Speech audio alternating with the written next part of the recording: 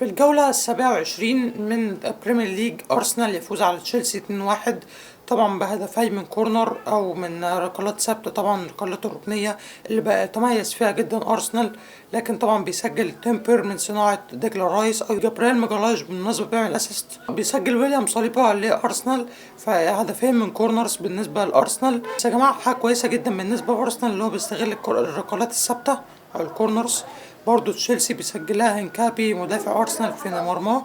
لكن أرسنال كويس جدا هذا الموسم، متصدر البريمير ليج، بيكسب على تشيلسي فرقة قوية. عندك في الجولة 27 من البريمير ليج، معلش اتأخرت في الماتشات، لكن مانشستر يونايتد يفوز على كريستال بالاس 2-1 بهدفي برونو فرنانديش وبنيامين سيسكو.